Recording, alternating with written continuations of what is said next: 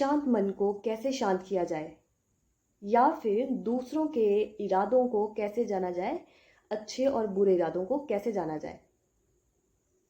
क्या ये हम जान सकते हैं और अपने मन को इस तरह से अशांत मन को शांत कर सकते हैं? जी हाँ, बिल्कुल कर सकते हैं।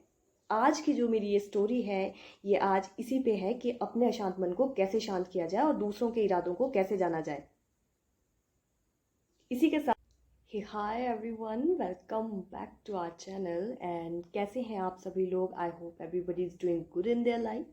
एंड अगर नए हैं मेरे चैनल पे तो सब्सक्राइब करें मेरे चैनल को, लाइक करें, शेयर करें and comments down below. And अगर आपने कर लिया है पहले ही मुझे सब्सक्राइब, तो आपका बहुत बहुत शुक्रिया एंड धन्यवाद। तो आज की जो ये स्टोरी है, ये है महात्मा बुद्ध के लाइफ से ली गई, और इसमें कैसे वो बताते हैं अशांत मन को शांत करना। इसी के साथ साथ हम कैसे जान सकते हैं दूसरों के मन में क्या चल रहा है।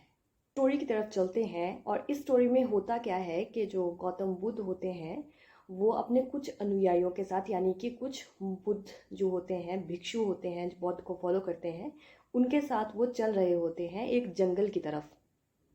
चलते चलते प्यास लगती है गौतम बुद्धा को, और एक पीपल के पेड़ के नीचे जब वो बैठते हैं, एक अपने भिक्षु अनुयायी से कहते हैं कि मुझे प्यास लगी है, क्या पानी मिल सकता है। जो बौद्धिज्म का वो भिक्षु होता है जो उन्हें फॉलो करता है, वो कहता है मैं अभी आपको लेके देता हूँ, आप यहीं बैठें, यहीं विश्राम करें।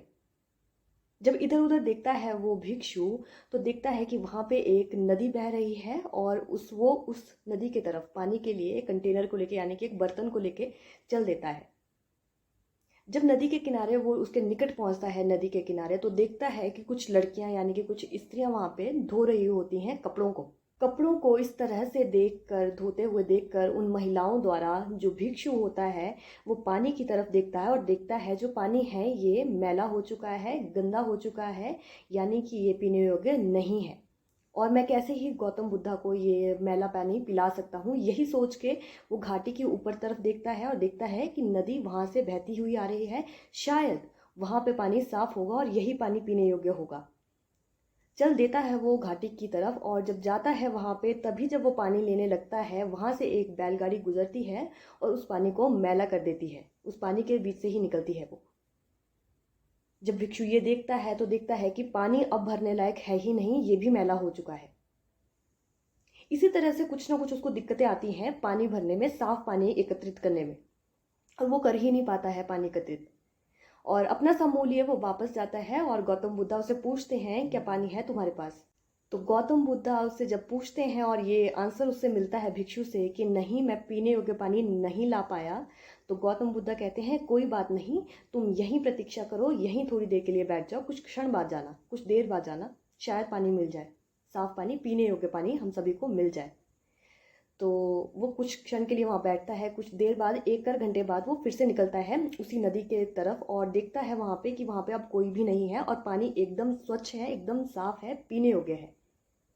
वो अपने जो बर्तन होता है उसमें पीने योग्य पानी लेता है और वापस जाता है गौतम बुद्धा के पास, और कहता है कि ये लीजिए पानी, ये पीजिए, ये पीने योग्य पानी है। और कहता है गौतम बुद्धा से कि आपको कैसे पता था कि अब जो पानी, कुछ क्षण बाद जो पानी होगा वो एकदम स्वच्छ और साफ होगा, पीने योग्य होगा, ये आपको कैसे पता था। गौतम बुद्धा मुस्कुराए और बोले कि मेरे प्यारे शिष्य, मेरे प्यारे भिक्षु, जब तुम वहाँ से बिना पानी के वापस लौटे, मैंने कहा तुम पानी लाए, तुमने कहा नहीं, तो मुझे पता था इतनी बड़ी नदी से न पानी लाने का कोई छोटा कारण नहीं हो सकता। जब तुमने बताया मुझे कि वहाँ पे कुछ स्त्रियां या महिलाएं कपड़े धो रही थी, उस वजह से पानी अशुद्ध, यानी कि मैला हो चुका था, वो पीने योग्य नहीं था, पहला रीज़न ये था, कारण ये था। और दूसरा कारण तुमने बताया कि कोई बैलगाड़ी ने आके पानी को फिर से वहाँ पे मैला कर दिया, और तुम फिर से पानी को एकत्रित, स्वच्छ पानी को एकत्रित नहीं कर पाए। तो जो रीज़न था वो तुमने ही मुझे दिया, लेकिन जब तुम आए तो तुम्हारा मन एकदम अशांत था, तुम्हें यह था कि मैं नहीं ला पाया पानी।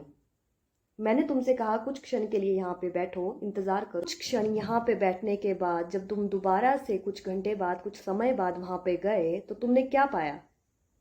तुमने यही पाया कि जो पानी दूषित हो चुका था, यानी कि मैला हो चुका था उन महिलाओं द्वारा कपड़े साफ करने की वजह से, और उस बैलगाड़ी द्वारा, तो वो अब जो कीचड़ था वो सतह पे, जो पानी की जो नीचे वाली सतह थी वहां पे बैठ चुका था, यानी कि पानी अब पीने योग्य था वहां पे। और इसी तरह से तुम्हारा मन विचलित हुआ वो सब देख के। वो जो पानी था किसी और ने दूषित किया, लेकिन तुम्हारे मन में तरह तरह के प्रश्न और सवाल आए और तुम अशांत मन के साथ मेरे पास यहाँ पे आए, हमारे पास यहाँ पे आए। तो इसी तरह से इस पानी की तरह तुम्हारा दिल है, तुम्हारा मन है, और जो दूषित जो भावनाएं हमारी आती हैं, बाहर से ये भावनाएं आती हैं। कुछ क्षण यहाँ पे बैठने के बाद जब तुम दोबारा से कुछ घंटे बाद, कुछ समय बाद वहां पे गए, तो तुमने क्या पाया? तुमने यही पाया कि जो पानी दूषित हो चुका था, यानी कि मैला हो चुका था उन महिलाओं द्वारा कपड़े साफ करने की वजह से और उस बैलगाड़ी द्वारा, तो वो अब जो कीचड़ था वो सतह पे, जो पानी की जो नीचे वाली सतह थी वहां पे बैठ चुका था, यानी कि पानी अब पीने योग्य था वहां पे। और इसी तरह से तुम्हारा मन विचलित हुआ वो सब देख के। वो जो पानी था किसी और ने दूषित किया, लेकिन तुम्हारे मन में तरह तरह के प्रश्न और सवाल आए और तुम अशांत मन के साथ मेरे पास यहाँ पे आए, हमारे पास यहाँ पे आए। तो इसी तरह से इस पानी की तरह तुम्हारा दिल है, तुम्हारा मन है, और जो दूषित जो भावनाएं हमारी आती हैं, बाहर से ये भावनाएं आती हैं। बाहरी किसी भी परिस्थिति, यानी कि बाहर से आई गई जो भावनाएं हैं उनका कंट्रोल करना है, उनको हमारे वश में लाना तो हमारे वश की बात नहीं है, क्योंकि वो किसी और के कर्मों से जुड़ी है। यानी कि इसमें एग्जाम्पल देते हैं बुद्धा उस बैलगाड़ी का और उन महिलाओं का जो वहाँ पे कपड़े धो रही थी। तो आगे कहते हैं बुद्धा कि ये कंट्रोल में तुम्हारे नहीं था, यानी कि तुम उन्हें नहीं रोक सकते थे। तो शिष्य पूछता है कि तो मैं क्या कर सकता था? मेरे मेरे हाथ में क्या था? मुझे क्या करना चाहिए था? तो गौतम बुद्धा कहते हैं कि तुम्हारे वश में था, तुम्हारे जो ये अनियंत्रित जो तुम्हारे सोच आई, विचार आई, उनका कंट्रोल करना। वह यहाँ पे जब तुम आए, तुमने अपने आप को संभाला, तुम मेडिटेशन में बैठे, तुमने कुछ क्षण, तुमने कुछ समय खुद के साथ व्यतीत किया। इस तरह से तुम जब दोबारा से वापस पानी लेने गए तो वहां पे परिस्थिति अब कुछ और थी।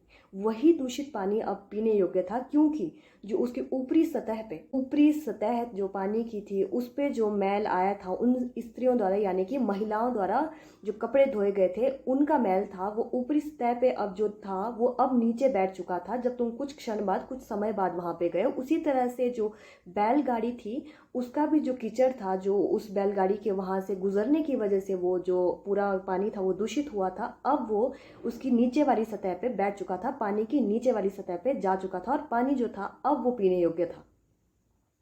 लेकिन अगर तुम उसी समय उस पानी को लेके आते तो वो पानी पीने योग्य नहीं था, क्योंकि उसमें धूल, मिट्टी, सब कुछ मिक्स था और मैल भी था। कुछ समय बाद जब तुम गए तो वो सब नीचे बैठ चुका था। यानी कि तुम्हारा मन भी ऐसे ही होता है, किसी बाहर की किसी भावना का तुम्हारे कंट्रोल में आना तो नहीं है। तुम उन स्त्रियों को कपड़े धोने से नहीं रोक सकते थे, तुम उस बैलगाड़ी को वहां से गुजरने से नहीं रोक सकते थे।